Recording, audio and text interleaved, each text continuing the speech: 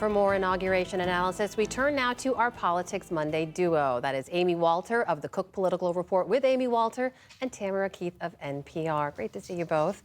Amy, we were speaking earlier about how the idea that certainly American politics is different now, the party is different, the Republican Party. Perceptions of Mr. Trump himself have changed over time. Tell us about that. Well, it is quite remarkable looking at what has now been almost a 10-year political career of Donald Trump, where he started when he came down that escalator to where he is today, but where he was at this point 4 years ago, sitting at about 36% favorable rating, one of the lowest for a one-term president in modern history. Certainly, most folks would have thought, well, that was the end of Donald Trump's political career.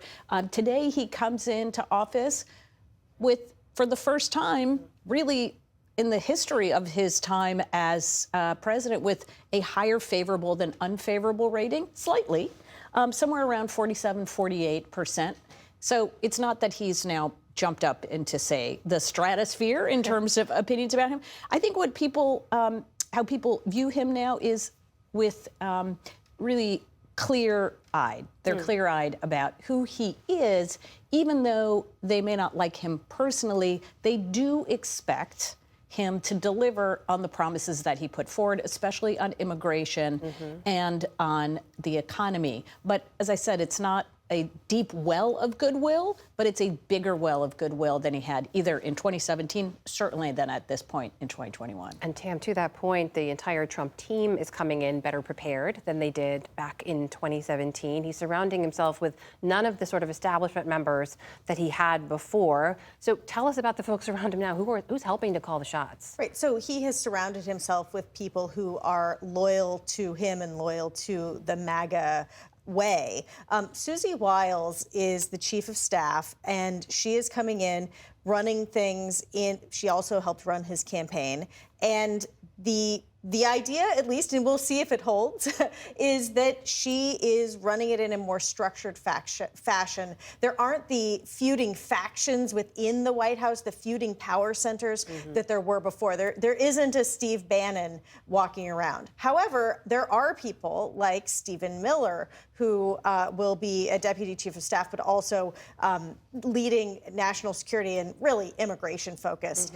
He spent 4 years out of office focused on coming up with ways to enact his agenda and Trump's agenda on immigration, and came in ready with all of these executive actions that we're expecting from President Trump. Now, many of them could face legal challenges too, but they came in ready with a focus on that. Also, Russ Vought at the Office of Management and Budget. He was there before, he has done it before, and he has spent 4 years thinking about how to enact policy through this very powerful office that nobody actually thinks about very often, the Office of Management and Budget.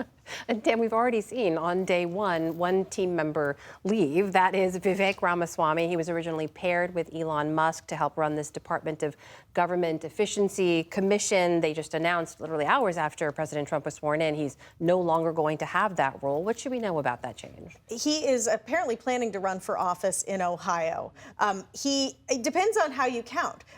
Is it a Scaramucci or like 1/11th of a Scaramucci? He didn't last a whole day. However, the Department of Government Efficiency was announced a couple of months ago. Yeah. And there are really big questions about it. It is not actually a department of the government. It is an outside advisory group that has, within moments of Trump being sworn in, faces a lawsuit from a number of groups, labor unions and others, arguing that it is operating outside of the rules for government advisory groups. It's certainly having one less leader at the top does increase the efficiency of the Department of Government Efficiency, even though it's not a department. Yeah, I mean, the one thing I would also add is Washington has changed a lot since 2017 in terms of the, as Tam pointed out, the kinds of people that he has around him. The Congress, 68% of members of the House have been elected since 2016. when we talk about norm busting, Right. for so many of these folks, this is their normal. There is nothing odd about the way that Donald Trump's behaving. So much about Washington and the way that people consume information has changed. The way that people are getting their information from social media or from other news sources that aren't traditional media is even more profound than it was back then. What hasn't changed is Donald Trump. I think he is still the same person. We should expect the same kind of behavior, the disruption, the chaos, the speaking off the cuff, the not staying really focused on the things that his staff may want him to be focused on.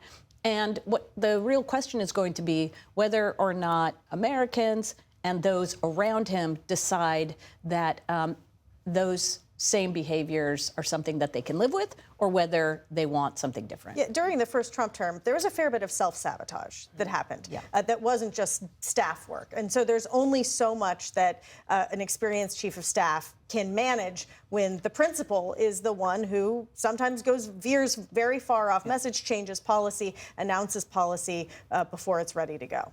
Day one is any indication, we will see. Tamara Keith, Amy Walter, always great to see you both. Thank you. You're welcome.